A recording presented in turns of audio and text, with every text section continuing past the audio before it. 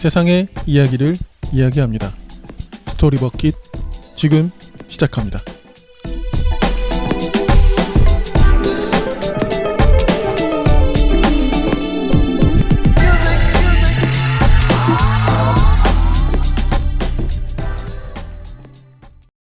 네, 안녕하세요. 불곰PD입니다.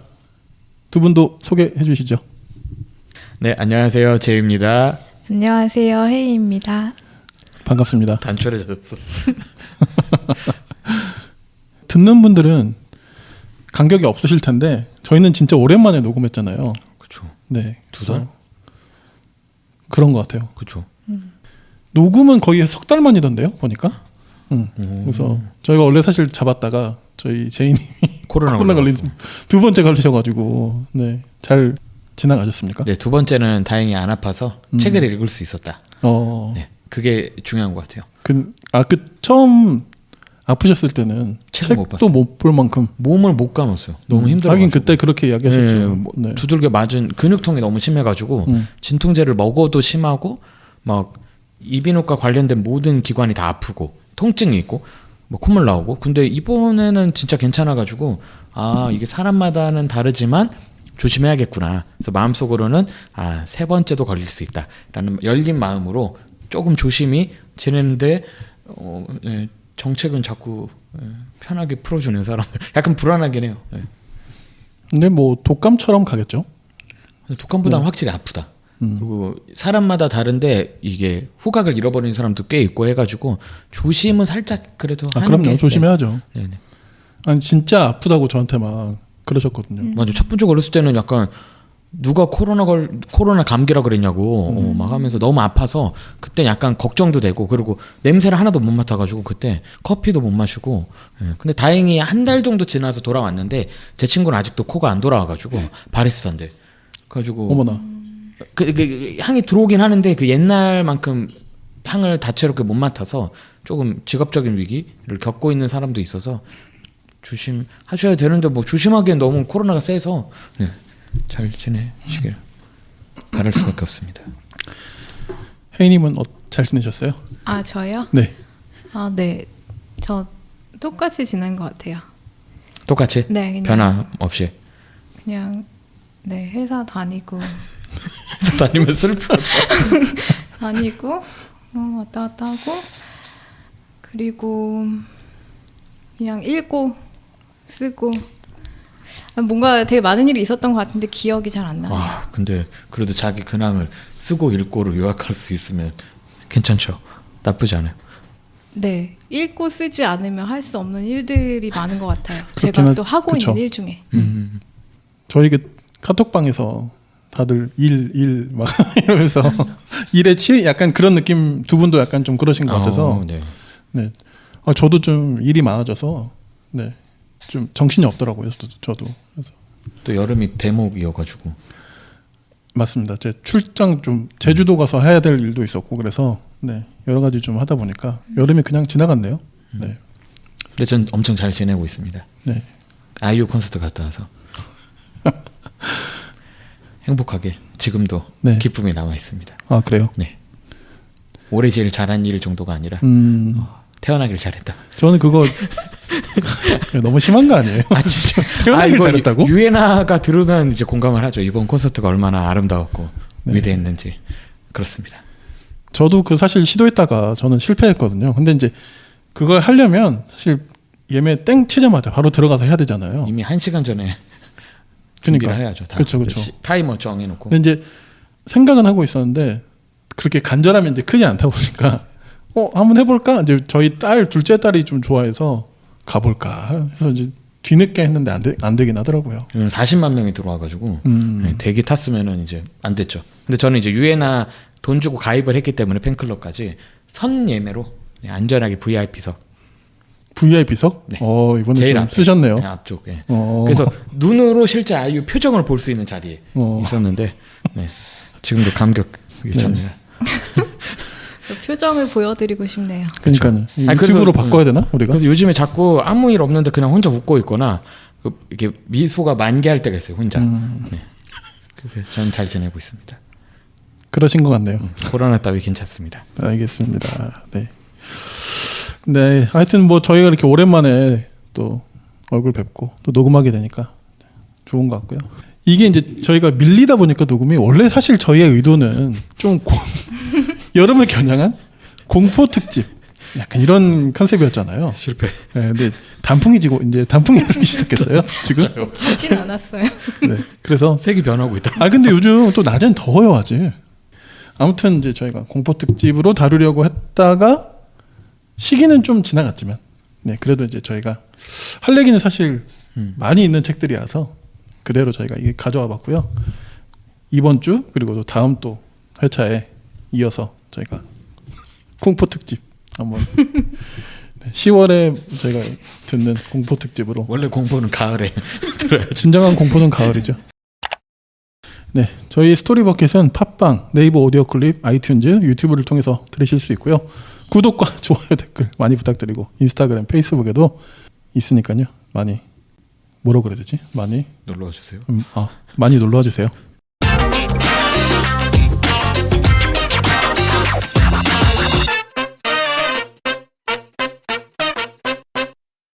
자, 제2의 큐레이션. 네, 오늘 또 어떤 책들을 오늘 보니까 리스트를 보니까 너무 많아요. 미안해요. 자기가 준비해놓고 너무 많다고 지금. 네, 한번 소개해 주시죠. 네. 우선 이 리스트는 한 2번 정도 엎었는데 처음에 공포여서 약간 무서운 책 위주로 좀 골랐다가 네.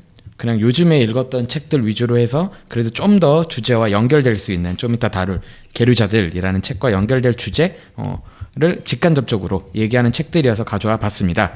네, 빠르게 가보면 첫 번째로 가져온 책은 자유 죽음이라는 책이고요. 장아멜이라는 이제 작가가 썼고 우리나라에는 이제 이게 재출간된 거예요. 원래 예전에 나왔다가 그래서 절판되었다가 이번 7월에 다시 나왔습니다. 이 작품은 자유 죽음이라고 해서 뭐 이게 뭔가 하실 수 있는데 자살론에 대한 거의 교과서적인 책 또는 명작 중에 하나고요. 클래식이죠. 그리고 아우슈비츠 생환 작가가 쓴 거예요.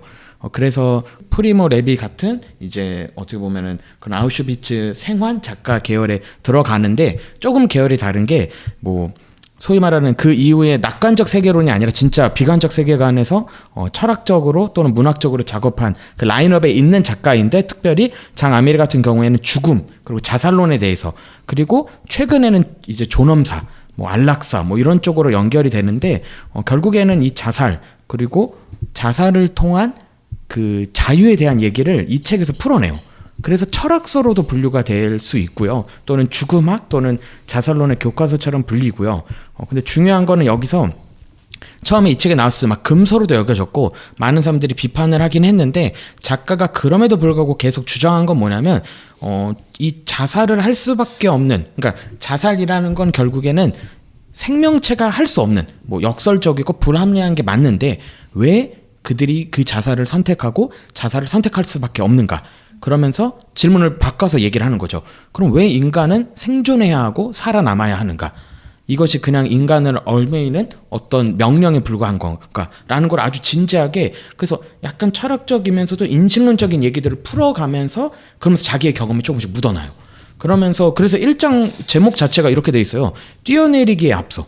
그러니까 진짜 그 자살하는 사람의 입장을 되게 철학적으로 다루면서 근데 그들이 그 선택 그러니까 생명체로서는 할 수 없는 선택을 왜 할 수밖에 없는가? 근데 그게 혹시 그들이 선택할 수 있는 마지막 자유라면 라는 식으로 풀어내서 읽다 보면은 염려하듯이 뭐 자살을 옹호하는 거냐 그 톤이 아니에요. 왜 인간이라는 생명체는 다른 생명체에서 찾기 어려운 자살이라는 것을 선택하게 되는가? 라는 거에서 저는 되게 좀 묵직하게 읽었던 것 같고 조금 연장해서 얘기를 하면은 우리나라의 자살률이 너무 높잖아요. 청년 자살률도 높고 이제 노령층 자살률도 되게 높은데 그거에 대해서 저는 충분히 논의가 아직 안 된 것 같아서 근데 이 책은 왜 그들의 선택이 계속해서 이루어지는가를 좀 진지하게 좀 논리적으로 설명하고 있어서 저는 되게 약간 슬프게 그리고 지금 생각하니까 저 코로나 걸렸을 때 읽었어요. 그래서 좀 그때 약간 제가 환자가 됐잖아요. 어쨌든 코로나 환자. 그래서 격리하면서 뭐 차 마시면서 그냥 다른 활동하지 않고 이 책을 천천히 읽었을 때 그 죽음을 좀 더 생각해 볼 수 있었고 그리고 오늘날 약간 자유시장 경제랑은 반대되는 개념이죠. 자살, 죽음이라는 게 사실은 그런 경제 활동이나 실용성을 끝내는 행위인데 그것에 대해서 우리가 너무 덮어버리고 무한 긍정의 세대가 된 느낌이 조금 있어서 저는 이상하게 이 책을 읽는데 약간 안도도 되고 그리고 약간의 위안 아닌 위안? 그러니까 약간 이런 거 있잖아요. 자살하겠다는 그런 톤이 아니라 그래도 내가 아무리 힘들어도 선택할 수 있는 자유는 죽음이라는 게 있긴 하다. 뭐 이런 식으로도 접근이 되는 되게 어떻게 보면 위험하게 읽힐 수도 있고 근데 전혀 저는 위험하기라기보다는 그냥 내가 왜 살아야 되는가에 대한 질문을 던져주는 책이어서 되게 추천할 수 있는 것 같아요. 네. 우울하지 않은 사람도 읽어도 좋고 좀 슬픈 일이나 좀 어려운 일들이 있는 사람에게도 이 책은 인간의 생명은 무엇인가를 거꾸로 생각할 수 있는 책이어서 네, 자유 죽음 가져와 봤습니다. 아니 근데 대단하신 게 저 같으면 만약 격리를 해야 되면 만화책, 뭐 넷플릭스 이런 거 할 것 같은데 자유 죽음, 자살에 관하여 이런 거 읽으시고 근데 넷플릭스도 대단한데요? 많이 봤는데 근데 제가 집에 있으면 약간 다닐 때는 밝은 책을 읽거든요. 이렇게 막 뭐 에세이도 재미난 에세이 막 이런 거를 좀 돌아다닐 때는 있는데 이상하게 집에 있을 땐 조금 우울하거나 조금 딥한 책들을 좀 보게 되는 것 같아요. 그래서 격리 때는 이런 책들을 그러네요. 지금 약간 여기서 가져올 리스트의 대부분이 격리 때 읽은 책인데 네, 가벼운 책이 없네요. 네, 그렇습니다. 아니 뭐라 하는 건 아닙니다. 네네. 아니 저도 저를 돌아보게 됐어요. 네, 저도 특이하네요. 네네. 두 번째 책. 네, 두 번째 책은 좀 이건 밝습니다. 투쟁하는 책이어서 밝은 것 같은데요. 네, 두 번째 책은 어딘가에는 싸우는 이주 여성이 있다라는 책입니다. 이게 시리즈예요. 그래서 어딘가에는 시리즈라고 보시면 되는데요. 그러니까 어딘가에는 뭐뭐뭐라는 시리즈로 5개 출판사가 연합해서 지금 내고 있는 그 하나의 시리즈죠. 브랜드인데 약간 아무튼 시리즈도 사실 3개의 출판사가 같이 계속해서 시리즈물을 내고 있는 것처럼 이번에 그 어딘가에는 이 시리즈는 로컬 출판사 5개가 같이 하고 있는데 되게 재밌어요. 제가 이번에 읽은 거는 이제 포도밭 출판사에서 나온 어딘가에는 싸우는 이주 여성이 있다라는 거였으면 다른 어딘가에는 시리즈는 어딘가에는 원조 충무김밥이 있다. 어딘가에는 도심 속 철공소가 있다. 어딘가에는 아마추어 인쇄공이 있다. 라는 식으로 해서 되게 로컬에 있는 그런 이야기들을 풀어내는 게 되게 재밌었고요. 특별히 제가 이 포도밭 출판사에서 나온 어딘가에는 싸우는 이주 여성이 있다. 읽게 된 거는 책이라웃의 소개를 듣고 읽게 되었고요.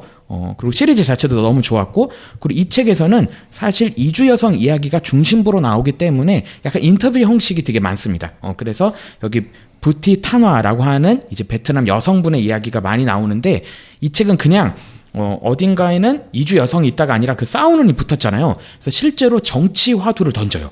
그리고 이들이 어떻게 연대를 해서 실제 우리나라 국회에 자기들의 인권 또는 관련된 권리들을 어떻게 주장할지에 대한 얘기들도 나름 구체적으로 나와서 이 책은 단순히 물론 이주 여성 또는 이주 노동자들이 겪고 있는 어려움을 얘기하는 책들도 주변에 있고 필요한데 이 책은 그들이 이제는 거기서 멈추지 않고 특별히 재미난 에피소드가 이 책에서는 그 막 페이스북 페이지를 통해서 막 그룹을 통해서 이들이 막 연대해서 서로 약간 나라가 다른 사람들이 있는데 그 번역기를 돌려서 페이스북에 달려있는 돌려서 서로 대화하고 어딘가에서 모여서 서명서를 제출하고 이런 것들이 나오는데 이걸 보면서는 우리 곁에 진짜 그러니까 한국이 더 이상 이제 단일 민족이 아니잖아요. 근데 더 나아가서 우리 안에 이미 들어온 이런 이주 여성 또는 불법 체류자 같은 분들이 가만히 있지 않고 이제 그들이 연대해서 우리가 생각하는 민주주의 체제 안에서 합법적으로 자신의 목소리를 내는 데까지 도달했다는 것에서 뭔가 은근히 힘이 나기도 하는 책이었어요. 그래서 물론 그들이 아직도 어려움을 겪고 있고 우리가 더 관심을 가져야 되는 것도 맞지만 또한 동시에 그들이 특별히 여성들 위주로 해서 그들이 모이고 자기의 목소리 대고 폭력을 가하는 남편을 고소하기도 하는 내용들이 좀 섞여 있어서 통쾌하면서도 야 이들도 당연히 인간이었지만 우리와 똑같이 목소리를 내고 있고 낼 것이다가 기대돼서 가져와 봤고요. 특별히 이 책의 앞부분에 있는 이 부티타나라는 분이 쓰신 그런 약간 연설문 같은 그 문장들이 있거든요. 그거 보면 저도 가입하고 싶을 정도로 뭔가 이들의 목소리 호소력도 있고 충분히 우리가 생각하는 정치 문법에도 맞아서 기대해 봅니다. 이들 출신 중에 이런 그러니까 이주 여성들 중에서 좀 더 정치 활동을 좀 더 제대로 하셔서 우리가 나중에는 알게 될 그런 유명인들도 나왔으면 좋겠다는 마음으로 네, 이 책을 가져와 봤습니다. 이 시리즈 자체가 되게 재밌어요. 보니까 서울이 아닌 대도시가 아닌 어딘가에서 묵묵하게 단단하게 자기 삶과 주변을 일구어 나가는 사람들의 이야기다. 뭐 이렇게 소개가 되어져 있고 네네. 강원도 고성의 온다프레스, 충북 옥천의 포도밭 출판사. 방금 소개해 주신 책이 이제 포도밭 출판사에서 나온 책인 거죠. 네네. 그리고 대전의 이유 출판, 그리고 전남 순천의 열매 하나, 그리고 경남 통영의 남해의 봄날. 이렇게 5 로컬 출판사가 네, 함께 기획해서 만든 시리즈네요. 네네. 저는 여기서 그 원조 충무김밥하고 아마추어 인쇄공도 읽고 있는데 정말 재밌어요. 한 번도 생각하지 못했던 얘기도 하고, 그래서 왜 제목을 여기서는 왜 그냥 충무김밥도 아니고 원조 충무김밥을 붙였는가 얘기하면서 충무 이야기도 합니다. 충무라는 지역에 대한 얘기도 해서 네. 되게 어디서도 들어보지 못했던 주제이긴 해요. 네. 추천할 수 있는 시리즈인 것 같아요. 알겠습니다. 네, 다음 책은요? 네, 3번째 책은 우리는 침묵할 수 없다라는 인터뷰 집이고요. 네, 8월에 나왔고 메디치 미디어라는 출판사에서 나왔는데 이 책은 네, 부제에서 잘 설명을 하고 있는데 세계의 여성 17명을 인터뷰를 한 겁니다. 그래서 러시아 우크라이나 전쟁과 삶을 이야기하다라는 부제를 가지고 있는데요. 그래서 17분의 이제 이야기가 담겨져 있는데 이 책은 정말 시성이 좋죠. 그리고 동시대성이 엄청 짙어요. 왜냐하면 여기서 이제 인터뷰를 하나씩 보잖아요. 그럼 뭐라고 돼 있냐면 예를 들면 대면 인터뷰를 했다. 추후에는 왓츠앱을 통하여 내용 보강. 그리고 어디는 줌에서 만났고 이후에는 메신저를 통해서 내용 보강. 그래서 실제로 이 전쟁 시기에 어떻게 인터뷰를 할 수 있었는지, 그리고 어떤 앱을 사용하는지까지 나와가지고 아 맞다, 우리가 이런 기술력 때문에 충분히 어떤 식으로든 만날 수 있구나를 좀 엿볼 수 있어서 그런 점도 되게 흥미로웠고요. 여기에는 난민들 이야기도 당연히 들어가 있어요. 그러니까 이 우크라이나 이제 국민들 얘기도 들어가 있고, 그리고 진짜 멋있는 게 저격수 얘기 진짜 재밌습니다. 여성 저격수예요. 그래서 정말 막 소위 말하는 앞서서 되게, 그리고 우크라이나에서도 밀면서 홍보를 하고 있는 거죠. 우리나라가 얼마나 잘 싸우고 있는지. 그래서 그런 여성 저격수 얘기도 되게 이들이 이렇게 전쟁에 참여하게 된 것도 약간 슬픈 것도 있지만 이들이 얼마나 능동적으로 자기 나라를 지키고 있는지, 그러면서 연결되면서 이 인터뷰집에서는 그런 참여하는 여성들 얘기들도 꽤 나와요. 그래서 얼마나 그들이 강인하게 자기들의 나라와 그리고 가정을 지키기 위해서 전쟁터로 나갔는지에 대한 이야기들도 있고요. 그리고 이 책의 조금 더 좋은 점은 그냥 우크라이나 이야기만 다루면, 또는 우크라이나 사람들의 이야기만 담으면 뭐 그것도 나쁘진 않지만 입체적으로 다루기 위해서 그냥 반전 시위도 하고, 그리고 예술적으로 그들과 연대하는, 그러니까 비우크라이나 사람들 등장을 해요. 그래서 어떻게 보면 이 러시아 우크라이나 전쟁을 둘러싸고서 직접적으로 참여하거나 포함된 사람들 이야기와 함께 간접적으로 그들을 어떻게 보면 지지하고 함께 하려고 하는 사람들까지 이야기가 다 담겨져 있어서 이게 단순히 우크라이나에서만 일어난 사건이 아니라 전 세계적으로 뭐 그게 온라인을 통해서든 뭘 통해서든 연결되어 있다라는 톤으로 인터뷰집이 읽혀서 좋았고, 여기서 나오는 17분의 톤이 다 다릅니다. 그래서 누구는 실제로 그 난민으로서 피해당한 얘기에 집중하시는 분도 있고요. 근데 어떤 분은 저격수 같은 경우는 자기가 승리할 것이다, 우리 우크라이나가 승리할 거다 라는 얘기를, 요즘에야 우크라이나가 좀 승리하고 있지만 사실 얼마 전만 해도 되게 언제 무너질지 몰랐는데 그걸 되게 낙관하는 모습들도 들어가 있고요. 그리고 예술가들이 어떻게 연대할 수 있는가 얘기들도 되게 이렇게 다양하게 전쟁에 직간접적으로 참여할 수 있구나라고 해서 조금 전쟁의 참상만이 아니라 전쟁이 어떻게 사람들을 바꿔버렸는가를 좀 생각할 수 있었는데요. 특별히 재미난 게 말레비치라는 이제 화가랑 러시아 문학 얘기가 정말 이 책에서 제일 재밌긴 합니다. 왜냐하면 어떻게 해서 러시아 문학 또는 러시아 문화가 전쟁을 합리화했는가를 문학 전공자가 막 얘기를 해요. 그리고 또 어떤 파트에서는 이 말레비치라고 하는 우크라이나 화가거든요. 그래서 이 사람에 대해서 설명을 하면서 러시아 화가 아닙니다.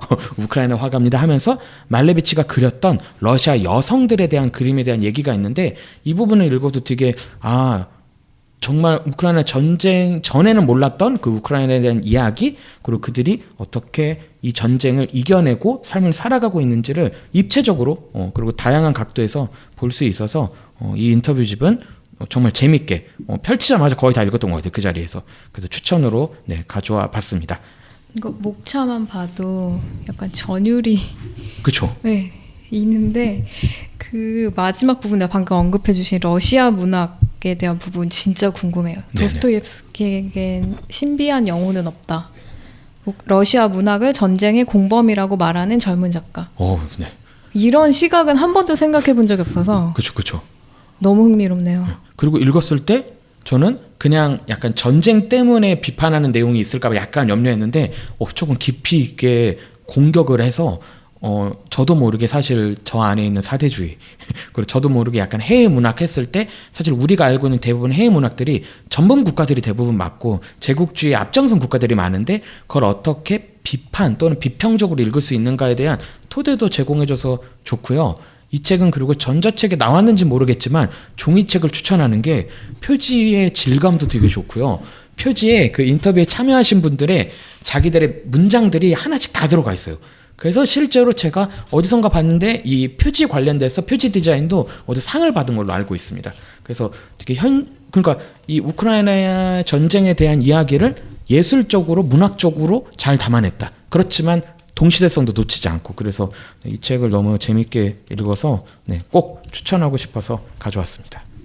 책 진짜 예뻐요. 그러니까 책 자체가 저는 사실 이 책을 처음 딱 봤을 때는 제목도 안 보이고 멀리서 봤을 땐 그 책방 무사에서 샀는데 서울점에 딱 봤을 때는 그냥 숲이 이렇게 있는 것 같고 좀 그래서 뭐 날씨에 대한 건가 숲에 대한 건가 그러고 딱 봤는데 그 이제 우리는 침묵할 수 없다라고 하면서 전쟁 이야기를 담아냈는데 그들이 인터뷰한 사람들의 문장들이 이렇게 표지에 들어가 있으니까 뭔가 살아있는 기록을 보는 느낌이 있어서 표지 자체에서 저는 벌써 이 책 사야겠다라는 마음을 품었고 읽으면서는 네, 바로 데려오게 된 것 같아요.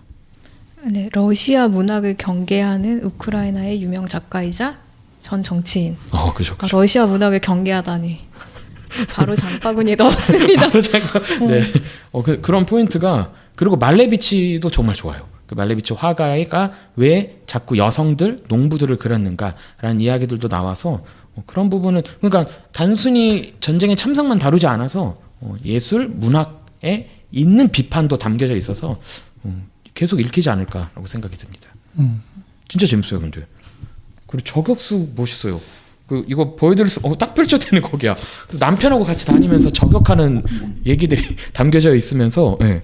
그래서 웃으면서 이렇게 사진도 찍고, 그리고 전쟁에 대한 얘기도 하고, 그리고 좀 슬플 수도 있지만 자기가 참여해서 기쁘다라는 얘기들도 담겨져 있어서, 네. 그런 부분이 저는 누가 대표자가 얘기하고 누군 대변인이 얘기한 게 아니어서 더 다양하게 전쟁에 대해서 아직 끝나지 않은 이 전쟁에 대해서 생각해 볼 수 있는 것 같아요.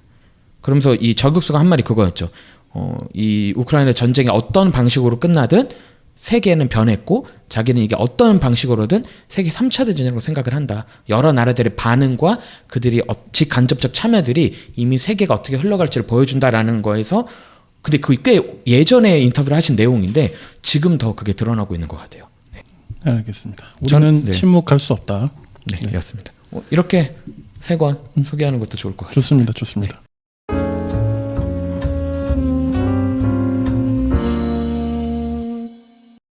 자, 그러면 이제 저희 본 책 이제 이야기 들어가 볼 텐데요. 오늘은 제이님이 책을 골라주셨는데요. 어떤 책입니까? 네, 제가 가져온 책은 계류자들이라는 책이고요. 부제까지도 중요해서 부제를 읽어보면 요괴에서 좀비, 영원 체인지, 포스트 휴먼까지 아시아 귀신담의 계보라고 되어 있습니다. 저는 귀신을 좋아하고 그리고 이런 관련 이야기들을 듣는 걸 좋아하는 것 같아요. 그래서 부제에서 얘기했던 좀비도 좋아하고 요괴도 좋아하고 영원 체인지 같은 테마도 좋아하고 책을 읽으면 나오겠지만 여기서 관련된 그런 컨텐츠들 소개가 진짜 어마어마하거든요. 전 그런 컨텐츠들도 거의 다 봤던 것들이 많아서 재밌었는데 중요한 건 뒷부분에 있었어요. 그 아시아 귀신담의 계보다.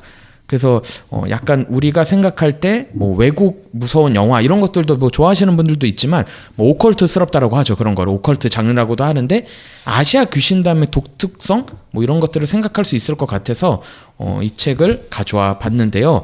역시나 저는 이거 한 두 번째 읽는 것 같은데 너무 재미있게 읽었고 그리고 좀 이따 이 말을 안 하면 안 될 것 같아서 강풀 작가 진짜 대단하다라는 생각이 들 수밖에 없었습니다. 네, 강풀의 이제 작품들도 몇 개가 등장을 하는데 정말 여기서 이렇게 시대성을 포착을 하셨구나라는 재미난 상상력에 감탄을 할 수밖에 없어서 네, 가져왔습니다. 최기숙 작가님, 네. 교수님이시고요. 연세대 국악연구원 이제 교수님으로 계시고 국어 국문학과 졸업하셔서 박사학위도 이걸로 따셨는데 연구 분야가 뭐냐면 고전 문학하고 한국학, 젠더, 감성 연구를 하신 거죠. 그리고 재미난 게 저서로는 처녀 귀신이라고 있거든요. 이게 진짜 유명한 진짜 재밌어요. 근데 이거 보면은 이제 확실히 깨닫게 돼요. 이런 거 있잖아요. 외국 사람이 생각하는 무서운 귀신하고 우리나라 사람이 생각하는 또는 아시아인이 생각하는 무서운 귀신이 다르거든요.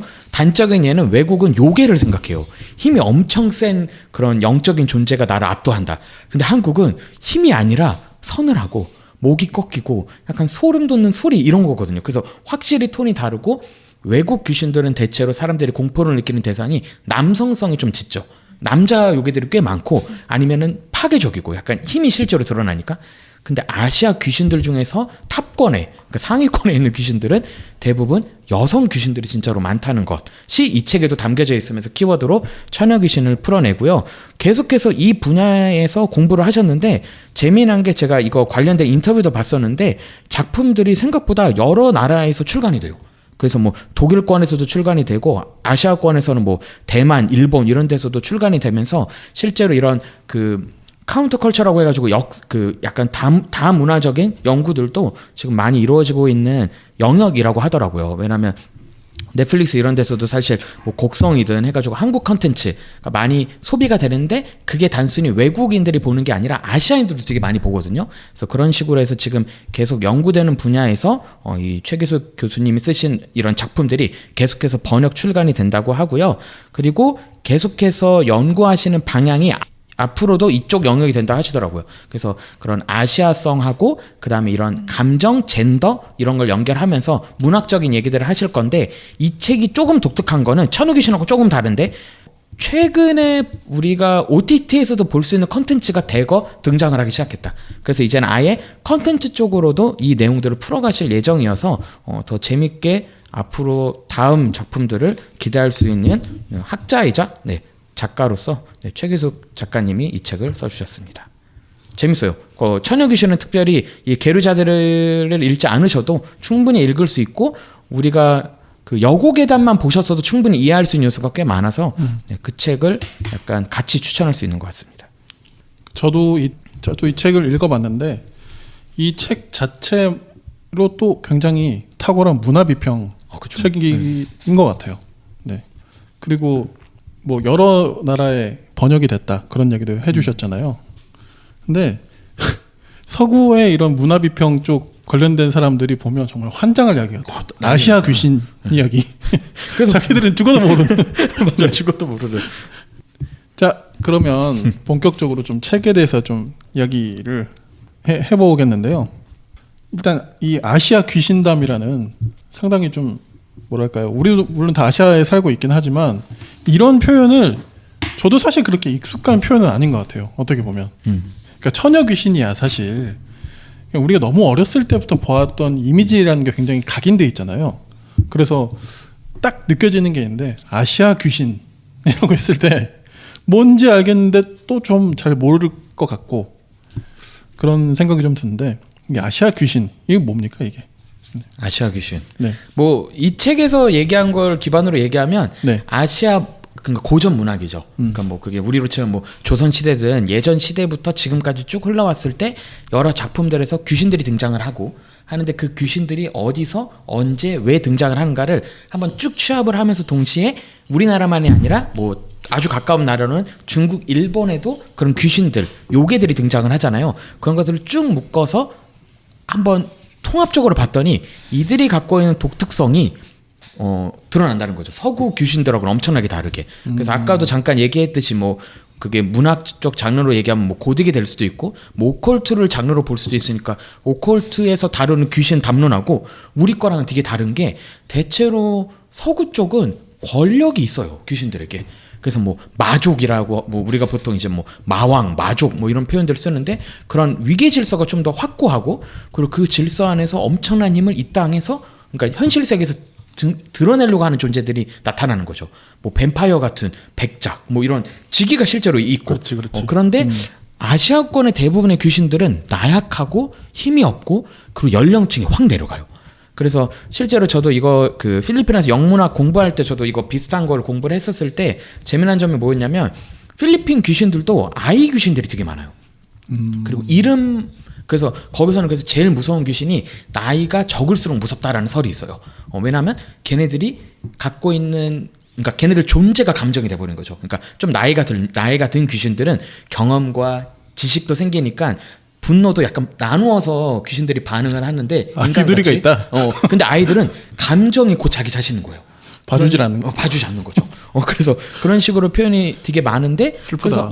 그래서 아시아 쪽은 그래서 슬프게도 아이, 여성, 그 다음에 최근에 이제 나오는 여러 작품들에서는 노년층 이제 귀신들이 등장을 하기 시작하는데 이러한 특징은 아직도 서구권에서는 조금 낯선 주제래요. 그래서 뭐 우리로 치면은 갑자기 이름이 헷갈리는데 그 뭐였지? 넷플릭스 좀비. 킹덤? 킹덤을 봤을 때 사람들이 조금씩 놀라는 게 거기에 아이 좀비들이 간혹 가다가 등장을 할 때 그 사람들이 되게 놀라는 게 저런 식으로 단독 컷을 잘 준 적이 없대요. 그래서 대체로 남성 되게 센 그래서 좀비 영화들 보면은 되게 덩치 큰 좀비가 제일 센 것처럼 나오는데 아시아 쪽에서 좀비 부산행도 마찬가지고 했을 땐 아이 여성들이 돌변했을 때 되게 강력하게 나올 때가 있거든요. 그래서 볼 때는 확실히 서구권하고는 다른 약간 권력을 차지하지 못한 소외계층 또는 소외될 수밖에 없었던 사람들의 이야기들이 귀신 담론하고 많이 이어지니까 그런 게 확연한 캐릭터를 주는 것 같아요. 그런 차이점도 확실히 등장을 하고 예전에도 다뤘듯이 우리 귀신들은 등장하면 그리고 이상하게 공권력에 호소하는 경우도 꽤 많아가지고 그런 데서 가져오는 특징이 있는 것 같아요. 옛날에 저희 나눴던 이야기 중에 그런 이야기 했었죠. 네. 사또 하면서 네. 여성 귀신이 되단가 아마 그 책에서 다뤘던 것 같은데 네. 그런 것들이 아시아의 독특한 특징 그리고 그렇게 학교가 많이 나온다. 학교에서 많이 귀신들이 등장을 하고 하는데 그런 것들이 이제 좀 나중에도 얘기를 하겠지만 거꾸로 그 얘기를 현실화하면은 슬픈 거죠. 보통 그래서 이런 담론 연구하는 사람들이 뭘 연구를 하냐면 귀신 이야기가 많이 등장한 곳 있잖아요. 장소. 거기가 당시 실제로 폭력이 있었던 곳이다. 폭력과 억압이 있었던 곳이라고 하는데 그래서 그 서구 쪽에 있는 무서운 얘기들을 보면 성, 감옥 이런 데서 귀신들이 많이 나오거든요. 광장도 있긴 하는데 어쨌든 뭐 강가 이런 데서 나오기는 하는데 대체로는 뭐 성 안에 있는 감옥에 귀신이 있다. 어느 방에 귀신이 있다. 근데 거기는 대저택이다. 약간 고딕 소설이 그런 식으로 흘러간다면 아시아 쪽의 특징은 학교, 학원, 그 다음에 무슨 옥상. 그러니까 어떻게 말하면 되게 그런 지역들인 거죠. 그래서 그걸 거꾸로 연구하면 그거죠. 그럼 아시아 쪽에 그게 조선시대든 현대든 그런 쪽에서 사람들이 겪었거나 직간접적으로 들었던 그런 폭력의 사건들이 그런 데서 많이 펼쳐졌구나를 역추적할 수 있는 또 특징이 있는 것 같아요.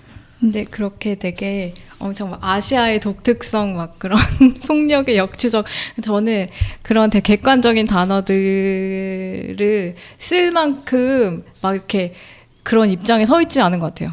이걸 읽으면서 저는 진짜 첫 문장부터 진짜 눈물이 날 뻔했어요.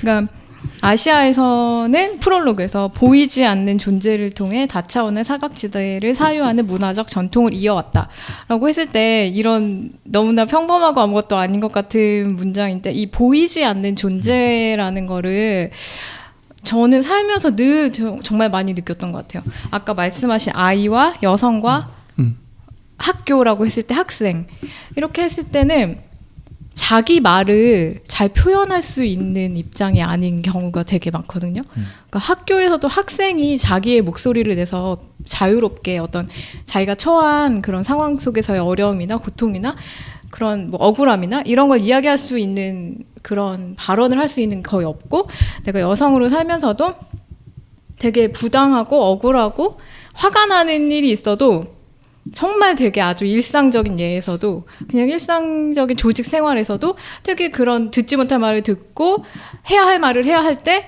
사실 저는 그걸 그렇게 말을 하는 여성을 거의 본 적이 없어요. 일단 조직에서 권력의 위치에 남성이 당연히 많고 아무래도 여성이 좀 더 아래쪽을 많이 차지하고 있는데 그런 여성이 그런 말을 하긴 너무너무 어려워요. 그래서 그거를 이야기하는 그나마의 그 통로가 뭐 수다? 수다. 뭐 수다라고 할 수도 있고 뒷담화라고 할 수도 있고 중요하죠. 네, 그런 거 외에 정말 그 당사자에게 그거를 이야기를 하기는 정말 어려워요. 문화적으로도 그렇고 그 다음날 내가 어떻게 이 조직에 다시 가지? 너무 큰 대가를 치르는 거기 때문에 당연히 침묵하게 되고 그게 너무 쌓여서 병이 돼요. 몸이 아파요. 그리고 잠꼬대를 해요. 제가 이건 제가 말을 못했으니까. 네, 저는 그런 잠꼬대 하는 여성들을 정말 많이 만났어요. 우리 할머니에서부터 제가 좀 어렸을 때 할머니랑 방을 같이 썼는데 가끔 오시면 그렇게 그 이년아 저년아 욕을 왜냐면 할아버지가 이렇게 다른 여성분들을 만나시고 이랬을 때 그런 거나 할아버지에 대한 어떤 그 얘기가 아직까지 가슴속에 남아있는 거예요. 그래서 그렇게 잠꼬대를 많이 해서 제가 너무 힘들었었는데 같이 방을 쓰면서 근데 들으면 다 너무 슬퍼요. 너무 슬프고 저희 이제 집에 1층에 지금 요양병원 가셨는데 되게 전도자로서 열심히 사셨던 권사님 할머니가 계셨는데 그렇게 혼잣말을 많이 하시거든요. 근데 어느 날 밤에 저희 집에 올라와가지고 새벽 거의 밤 12시에 집에 누가 막 왔다고 저희 아버지가 장로님 어떡하냐고 하면서 저희 집까지 온 거예요. 4층까지. 너무 깜짝 놀라서 가족들이 다 일어나가지고 내려갔는데 지금 집에 남자들이 들어오고 난리가 났다고. 그래서 웬일이야 너무 무서워 경찰에 신고하고 내려가 봤는데 그냥 망상이신 거예요. 그래서 할머니가 그날 혼자 계셨거든요. 그래서 저희 집에서 주무셨는데 이제 제가 옆에서 같이 있었어요. 근데 계속 말씀을 혼잣말을 중얼중얼 하시는데 그 이야기들이 다 자기 가슴 속에 있었던 남들에게 하지 못했던 제가 그 이야기를 듣는데 나 내일 출근해야 되고 너무 피곤하긴 하지만 너무 마음이 아픈 거예요. 그 얘기를 듣는 그 하나의 서사예요. 대서사신데 지금은 요양병원 가셨어요. 근데 그러니까 얼마나 쌓인 말이 많았으면 그 얘기를 계속 혼잣말을 하시는 거예요. 근데 사람들이랑 가족들은 다 너무 힘들어하고. 근데 일단 할머니들도 그렇지만 제가 뭐 이제 여자 친구들이랑 같이 잠을 자거나 하면 잠꼬대 낮에 못한 말. 그걸 잠꼬대로 하는 경우를 제가 많이 봤어요. 저도 내가 하다가 깨는 걸 나도 말로 이렇게. 네, 자기 전에 내가 낮에 왜 그 말을 못했지? 그 답답하고 억울한 마음이 있거든요. 진짜 짜증나죠, 그거 사실. 네, 그때 그 말을 딱 했어야 되는데 막 이런 거. 그래서 나 혼잣말 하고 있는 거예요. 내가 이상한 사람도 아닌데 너무 답답하니까. 그치, 네. 그래서 저는 이 귀신들의 이 마음이 정말 대공감되고 죽어서까지 이 말을 내가 꼭 해야 되고 이 정의는 꼭 세워야 되고 이렇게 부당한 거 이거 꼭 밝혀야 된다. 그래서 저는 일단 약간 결론적이지만 저는 이 책을 읽고 귀신이 하나도 안 무서워졌어요. 아시아 귀신이. 그쵸. 진짜 조금 소름 끼치는 말일 수도 있지만 만나면 얘기를 들어봐야겠다. 이런 생각이 들 정도로 굉장히 한편 냉철해진 거예요. 얼마나 하고 싶은 말이 많았으면 아시아 귀신. 아까 말씀하신 것처럼 서양 귀신은 그런 정서가 서양 귀신. 그런 정서가 아니고 약간의 권력을 가지고 있고 근데 아시아 귀신은 정말 그런 어떤 아이, 여성, 학생 여고 괴담이란 게 왜 나오겠어요? 남고 괴담은 없죠. 네. 없어. 치고받고 싸워서 끝나니까. 왜 고등학교 특히 여고에서 괴담이 나올 수밖에 없는지 그거 시리즈 보시면 아시겠지만 네, 어떤 식으로 한국에서 그렇게 귀신화가 되는지에 대해서 정말 저는 한 챕터 특히 프롤로그 진짜 명문이라고 생각하는데 프롤로그의 거의 모든 문장에 밑줄을 그었어요. 네. 그렇게 저는 좀 읽었고 되게 막 아시아 귀신의 독특성 막 이렇게 말하기에는 난 너무 주관적으로 실제 지금의 내 현실에도 너무나 맞닿아 있고 나는 현재는 귀신까지 될 것 같진 않지만 SNS가 또 있잖아요. 네. 있어야 돼. 네네 SNS에 제가 또 스토리 많이 쓰잖아요. 너무 억울하고 답답할 때 거기다 많이 쓰거든요. 하트 잘 누르고 있습니다. 네 그런 거라도 나는 있지 현재의 나는. 그래서 이 시대 그래서 이게 지금 현대 사회 콘텐츠화 됐을 때 사람들은 정말 많이 공감을 저 같은 사람은 더더욱 할 수 있게 되는 지점이 있는 것 같아요. 맞아. 그래서 그 이 책에서도 이제 계속해서 나오는 분석 중에 하나인데 그걸 추적하면 그 당시 있었던 사람들의 가장 큰 고통과 감정을 찾을 수 있는 거죠. 역으로 들어갔을 때 그냥 뭐 사실 이런 책이든지 이런 논의 전에는 귀신은 무서워라고 접근을 할 수 있지만 그게 아니라 왜 그런 얘기들이 퍼졌을까? 그리고 뭐 지금 시대 얘기가 아니라 예전 귀신 얘기를 만약에 들었다고 치면 뭐 구미호든지 이런 거면 근데 그거를 좀 더 들여다보면은 그게 산이고 여성이고 홀리고 그래서 잡혀서 죽고 인간이 되려고 하고 이런 것들 풀다 보면 결국엔 그 시대의 여성들이 겪었던 또는 도시에 살 수 없었던 사람들이 겪었던 어려움들에 대해서 추적할 수 있다라는 게 그런 지점에서 이런 분석들이 현실하고도 이어지게 될 수밖에 없는 것 같아요. 예. 그래서 저는 이거 뭐 뒤에서도 얘기하는 내용 중에 하나인데 저도 이제 할머니가 귀신 얘기를 진짜 많이 해줬거든요. 근데 나중에 얘기해줬어요. 그 할머니가 그 대부분이 없는 얘기인 거예요. 그러니까 진짜 얘기가 아닌 거야. 그러니까 할머니가 어디서 들었다고 했는데 든 얘기가 아닌 거야. 할머니 얘기인데 그거를 얘기를 안 하면 너무 원통하니까 얘기를 했는데 근데 그 중에서 제가 들은 몇 개는 무슨 역사에 있었던 귀신 얘기처럼 왜냐면 전쟁 시기 얘기를 했었는데 할머니가 그걸 겪은 거죠. 그러니까 근데 그 얘기를 손자한테 다 해줄 수가 없잖아요. 그때 자기가 무슨 일을 겪었고 한 걸 없으니까 그거를 귀신 얘기처럼 해서 자기 얘기 아닌 것처럼 해서 저는 되게 재밌게 들었는데 알고 봤더니 어디에도 찾아봐도 물론 할머니가 그거 내가 지은 게 꽤 많아라고 얘기를 해주셨고 기억나는 거 몇 개를 찾아봤는데 어디에도 그 비슷한 얘기가 하나도 없는 거예요.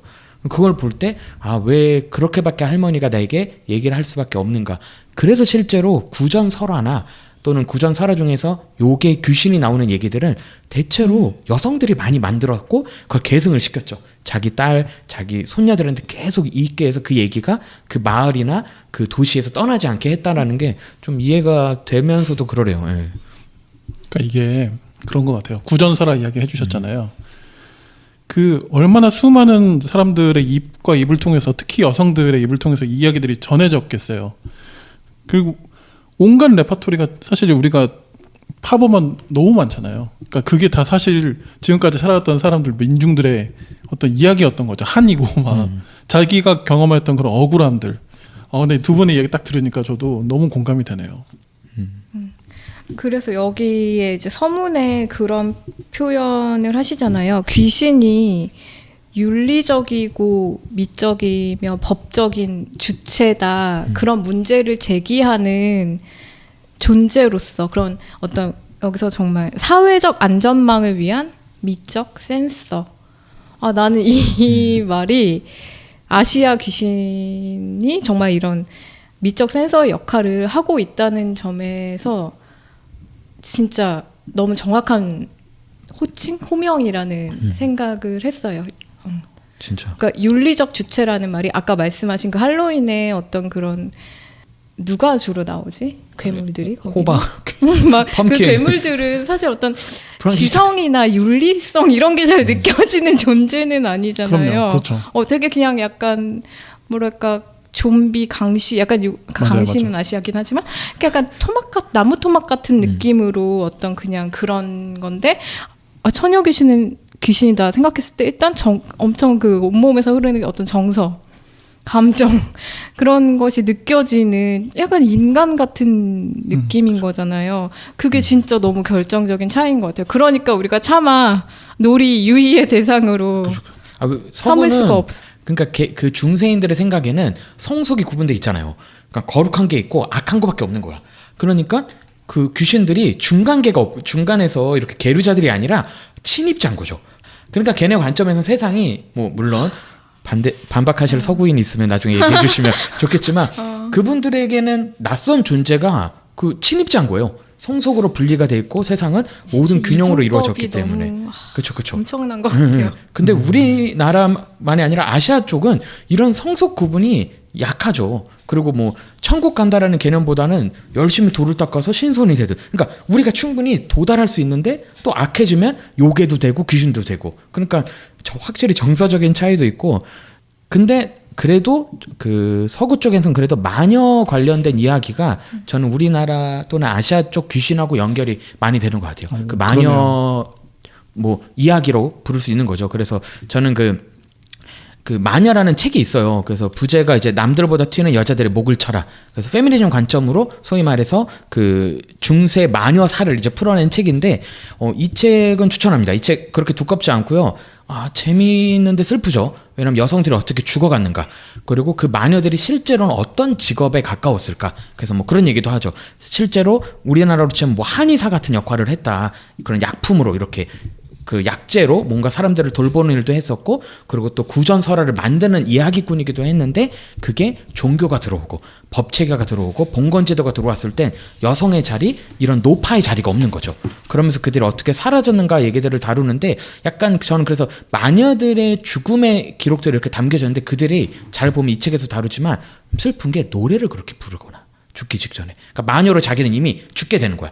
왜냐면 마녀로 지목당하면 무조건 죽거든요. 살아날 수가 없어요. 왜냐하면 죽음으로써 마녀가 아니라는 걸 증명을 하니까. 그러니까 그들이 죽기 전에 불렀던 노래, 흥얼거리는 게 가끔은 그 무서운 이야기가 돼서 그 동네에 마녀의 저주라고 하면은, 또는 마녀가 마법을 부렸다라고 할 때 특징이 다 문학이래요. 무슨 소리가 어디서 노래, 흥얼거리는 소리든지 가사가 있든지, 또는 자꾸 어디서 피가 이렇게 남겨져서 막 그 주변이 더러워졌다. 근데 그게 오늘로 보면은 그 힙합계에서 또는 예술계에서 하는 것처럼 막 벽돌이나 건물 벽에다 뭐 칠하는 것처럼 마커칠을 하는 것처럼 뭔가 기록물이 남겨진 거죠. 예술 작품으로서.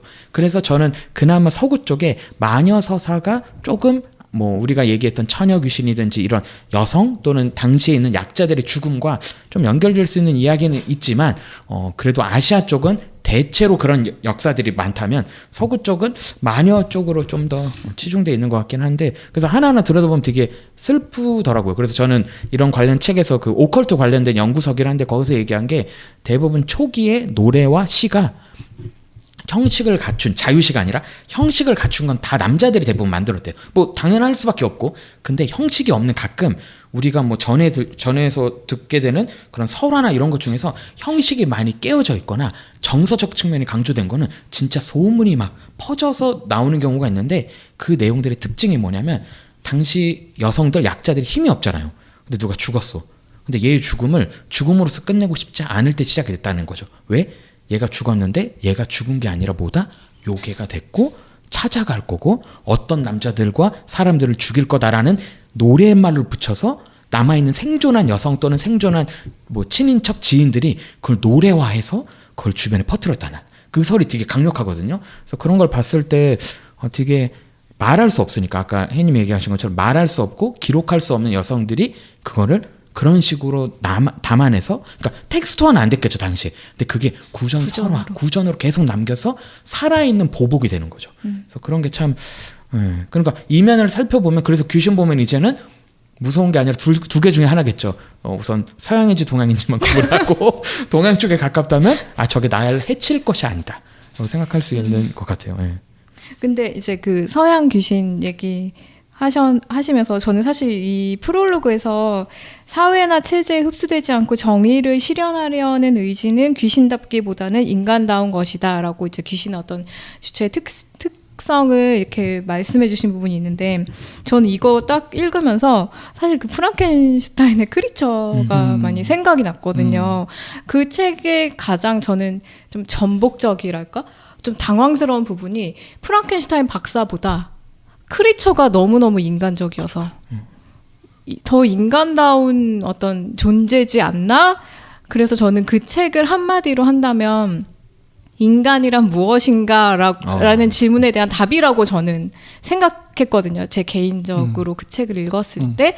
그래서 그 크리처가 그 프랑켄슈타인 박사를 만나서 엄청나게 열변을 토하면서 막 자기가 어떻게 인간화 되었는지에 대한 그 과정을 막 그 토로하는 장면, 그 몇 챕터를 굉장히 좋아하는데, 저는 그것이 다 그 작가의 질문 같은 거예요. 인간이란 이런 것이어야 하지 않냐. 그런데 프랑켄슈타인 박사, 너는 왜 그러냐. 약간 너는 정말 인간이냐. 그쵸.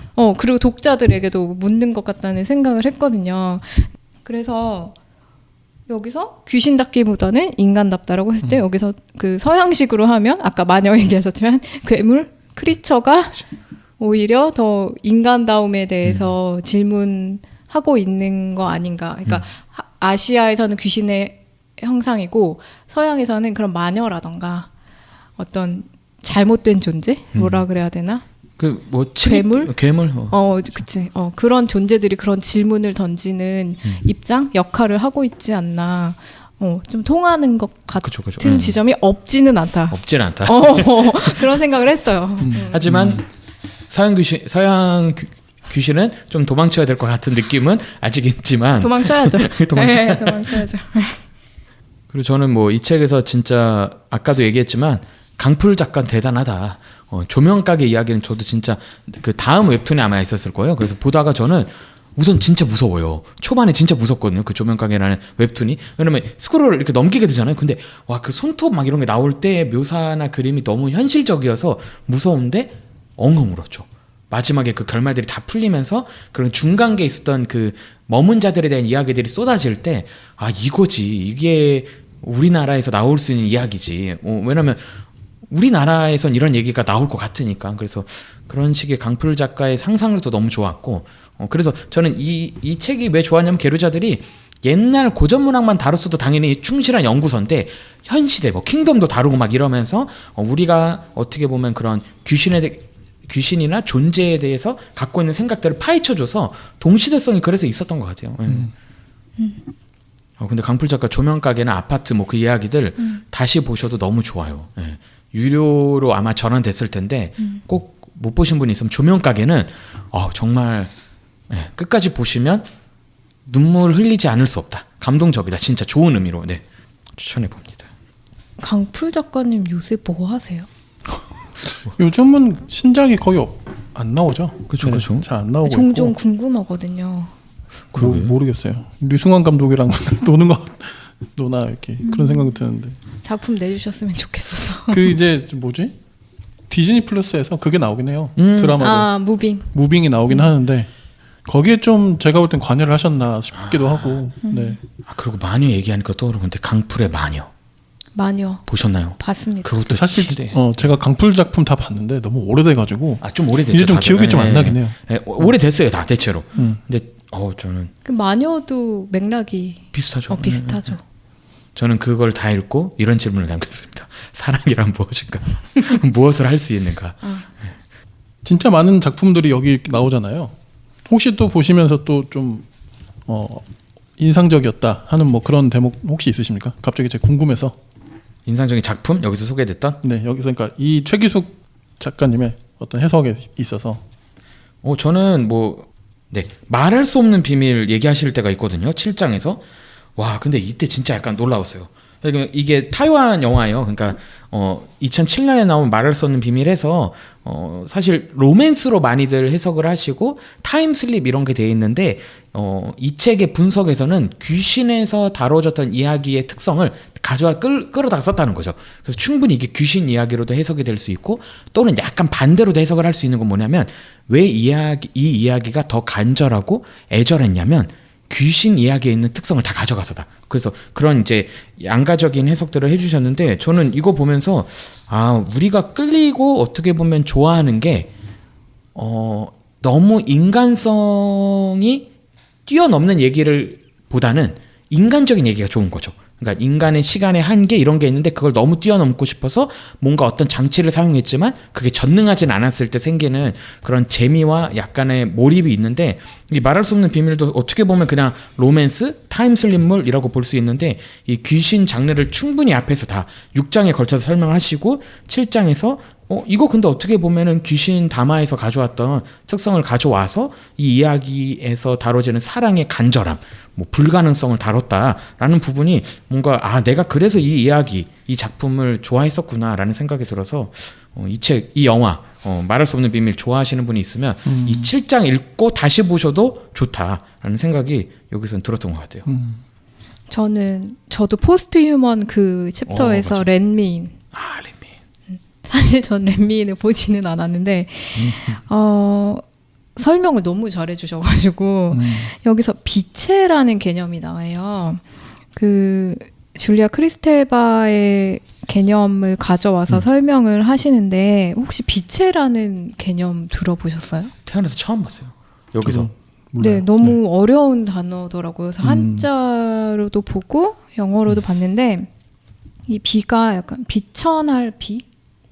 그런 빛체라는 뜻이 그런 개념이더라고요. 그래서 빛체는 언어 상징계가 요구하는 적절한 주체가 되기 위해 이질적이고 위협적으로 여겨지는 어떤 것들을 거부하고 추방하는 현상 299쪽에 그렇게 써 있어요. 그러니까 이 빛체는 엄청 경계에 있는 정체성인 거예요. 어느 하나에 딱 고정되어 있는 게 아니라 되게 이질적이면서 경계에 있는 정체성인데 가령 렛미인에 나오는 이 뱀파이어 엘리는 형용할 수가 없는 빛체인 거예요. 그래서 엘리는 아이나 어른, 남자, 여자라는 개념에 사로잡히지가 않는 그런 뱀파이어인 존재인 거예요. 그래서 본인을 I'm nothing이라고 난 아무것도 아니다 라고 이제 한다는 이거에서 저는 좀 지금 현대인의 저를 포함한 현대인이 자기 정체성을 규정할 때 우리가 다 이렇지 않나? 좀 이런 공감을 많이 했어요. 그러니까 인간과 귀신 우리가 이거의 경계를 탁 무자르듯이 할 수 없는 어떤 또 여기 계류 한다는 개념을 쓰셨는데 이 렛미인에 나오는 이 뱀파이어 엘리라는 존재도 그 한 존재 안에서 되게 다양한 존재가 되는 거예요. 근데 나는 나 자신을 규정할 때 내가 그런 한 가지 정체성으로 나를 규정할 수 없다는 걸 늘 너무 절실히 느끼거든요. 그래서 지금 현대의 우리는 무슨 AI도 아니고 뱀파이어도 아니고 뭐도 아니지만 우리도 이렇게 좀 다양한 정체성 안에서 포스트 휴먼 시대를 진짜 살아가고 있는 게 아닌가. 좀 더 구체적이고 디테일하게 들어갈 이야기들이 많이 있겠는데 그 안에서 저는 그래서 이 렛미인에서 뱀파이어 엘리의 빛체된 존재가 좀 되게 기억에 많이 남았어요. 근데 렛미인 무서워서 못 볼 것 같아요. 제가 한번 보려다가 너무 어릴 때 봐가지고 무서워서 껐던 기억이 왜냐면 서구 귀신이니까 뱀파이어니까 그 약간 처음에 스릴러서 전 느껴져가지고 다가오는 게 저도 이거 보면서 다시 봐야겠다라는 생각이 들었어요.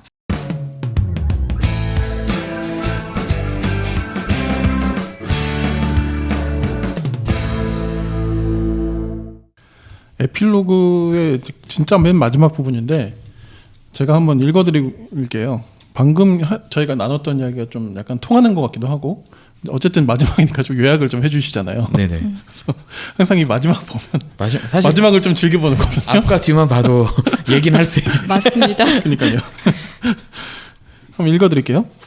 인간의 356페이지입니다. 인간의 불완전성이 귀신이라는 상상체를 키워가고 있다.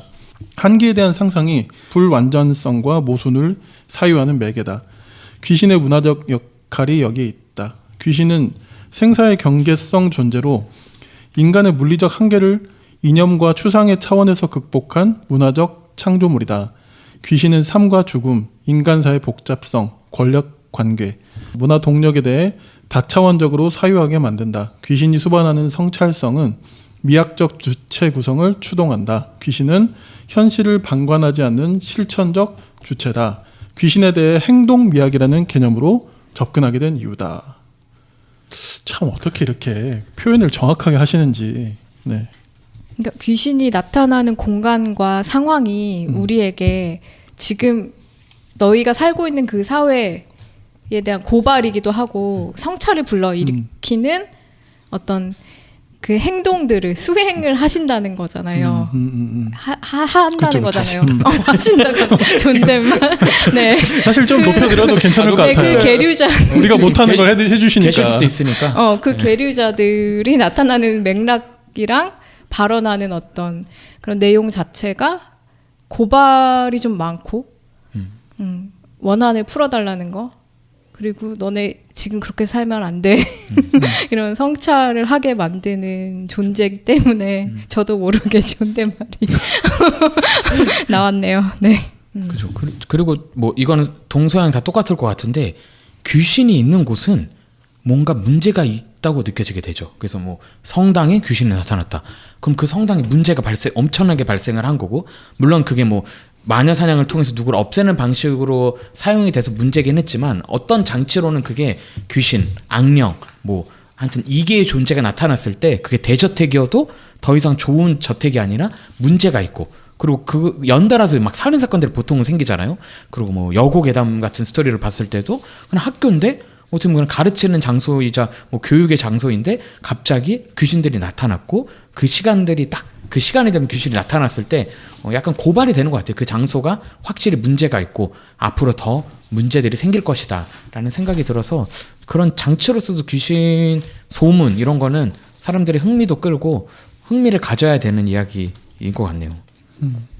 아, 그리고 한 가지 더. 그 처녀 귀신에서의 귀신과 지금 2022년에 낸 책에서 21세기의 귀신이 차이점이 있잖아요. 여기 보면 프롤로그에 써 있는 건데, 소복을 입고 붉은 피를 흘리던 처녀 귀신은 전문성과 개성을 갖춘 능력자가 되어 시청자와 동시대적 갈등을 공유한다. 생사의 경계를 뚫고 잠깐 나타나는 일시적 존재가 아니라 림보와 같은 임계지를 만들거나 일상 안의 경계 지역에 정주하며 지속적으로 현실에 관여하는 계류자의 모습으로 귀환한다. 21세기 귀신은 낯선 존재가 아니라 현실의 어디에나 존재하고 인간과 교섭하며 삶을 바꾼다. 이 지점이 또 어떤 최기숙 선생님의 연구가 또 앞으로 나아간 지점이고, 또 동시대와 계속 호흡하면서 연구가 이렇게 더 풍성해지는 느낌이 들더라고요. 그래서 이 지점이 저는 좀 재밌었어요. 21세기의 처녀 귀신은 전문성과 개성을 갖춘 능력자로서 나타나고 계류지라는 공간을 만들어내고 지속적으로 인간과 교섭을 한다. 그쵸. 그렇게 해서 문제를 해결하가는. 예전에 처녀 귀신은 사또밖에는 의지할 곳이 없고 그분들이 움직여주지 않으면 문제가 해결되지 않는데, 지금의 21세기 아시아 귀신은 그렇지 않다는 점이 또 그것도 좀 인상적인 부분이고, 그만큼 우리 콘텐츠도 더 뭐랄까 급진적인 방식으로 풀어져 나가고 있지 않나. 그죠. 그 장만월, 그 호텔 델루나 네네네. 아유님이 하신 그 장만월의 역할도 귀신이죠, 어떻게 보면. 그렇죠. 근데 거기서 하는 역할은 교섭하고 그렇죠. 인간계에 참여하지만 선은 있죠. 네. 그래서 그런 모습을 볼 때 어느 때보다 환한 표정으로 말씀해 주셨습니다. 두려운 존재가 아닙니다, 여러분. 갑자기. 그 계속 두 분도 이야기해 주셨지만 동시대적인 이 연구라는 게 참 매력적이긴 하네요. 네. 진짜 뭐 되게 유명한 고전 가지고 이런 걸 진짜 쓰실 수도 있고, 어떻게 보면 그렇게 썼을 때 뭔가 더 좀 권위적으로 보이고 이럴 수 있는데, 진짜 대중문화의 콘텐츠들을 잘 가져오셔서 써주신 부분이 굉장히 저도 좋았고, 그래서 저 같은 사람도 좀 읽을 수 있는 것 같고, 네네. 호텔 델루나 이야기를 해버리니까 뭐 이해가 그냥 되잖아요, 바로. 킹덤 나오고. 그러니까요. 네네. 그런 점이 굉장히 강점인 것 같고, 어쨌든 사회를 좀 콘텐츠는 반영하게 마련이고, 지금 보면 이제 그런 귀신 영화들이 너무 옛날 귀신 영화들이 진짜 좀 답답한 텐데, 지금은 이제 뭐 호텔 델루나 같은 그런 장만월 같은 캐릭터도 나오고 하니까 참 더디에 가는 것 같아도, 또 시대가 좀 그렇게 좀 달라지고, 네. 또 컨텐츠도 달라지고. 종국에는 그러면 가장 좋은 건 뭘까요? 귀신이 없어지는 거? 아닌가? 없어지는 거. 아시아 귀신이 더 이상 그러니까요. 나타나지 않는 게 진짜 평화 아닐까요? 그러니까요. 왜 약간 그런 생각이 드는 거예요. 근데 상상이 안 되네. 그래서 상상이 안 되네요. 그렇죠. 유토피아죠. 그쵸. 상상이 안 돼. 천국에서 손잡고 그래서 천국 같아가지고. 저는 근데 뭐 그렇게 다 아시아 귀신들이 등장하지 않을 만큼 세상에 그런 폭력이나 문제나 범죄들이 없어지면 너무 좋겠지만, 그 세계가 안 올 거라는 확신이 있기 때문에 안 온다면 그런 여성 귀신들의 소리가 들릴 때 그거를 그냥 마녀화하거나 아니면 막 그거를 불법화 막 하는 것이 아니라 그 이야기들을 더 기억하고 그 장소에 가보고, 그리고 그거를 그냥 무서운 이야기로 끝내는 게 아니라 그런 귀신이 나타날 것 같은 안 좋은 사건이 터진 곳에 우리가 같이 있으면 그게 귀신이 악귀 형태로 나타. 그게 이제 막 제가 좋아하는 이제 그런 뭐 호텔 델루나에서 나오는 개념이지만 악귀가 되면 안 되거든요. 그러니까 그 목소리를 아무도 안 들어줄 때 악귀화가 보통은 되는데 귀신들은 나타나도 좋은데 그 곁에 들어주는 사람들 그거에 따라서 움직이는 사람들이 있어서 악귀들은 없어졌으면 좋겠다. 그런 세상만 돼도 저는 좀 그래도 덜 슬프지 않을까라는 생각이 드네요.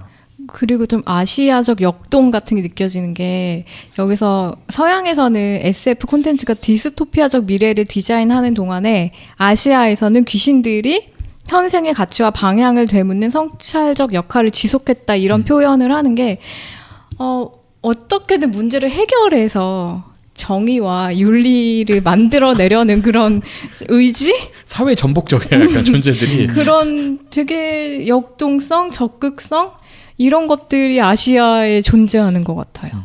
좀 콘텐츠의 지향점이 조금 다른 것 같고 한국에서도 그런 사회물 그런 것이 호러로 드러나든 뭐 미스터리로 드러나든 이렇게 드러날 때 우리는 어쨌든 그 문제의 해결을 늘 바라잖아요. 그것이 해결되고 어떤 더 좋은 사회로 나아가기 위한 이런 매개로서의 또 귀신 이런 거를 늘 상정하기 때문에 저는 좀 좋습니다.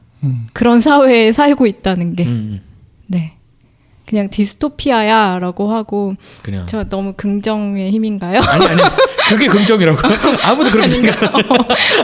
그런 디스토피아를 상정하고 이렇게 사는 게 아니라 적극적으로 주체가 되고 참여적인 그런 콘텐츠들이 만들어지는 게 좋고 저도 그런 콘텐츠를 많이 즐기는 편이에요. 네.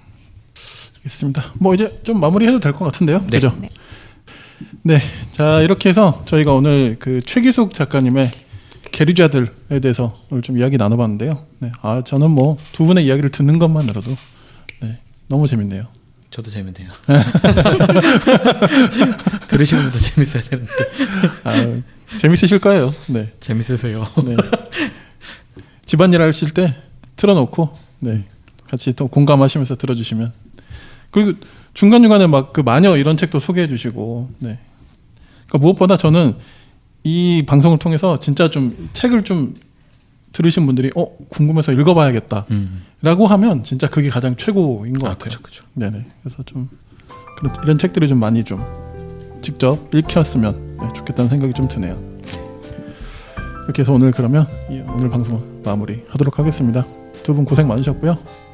수고하셨습니다. 수고하셨습니다. 네, 감사합니다. 감사합니다.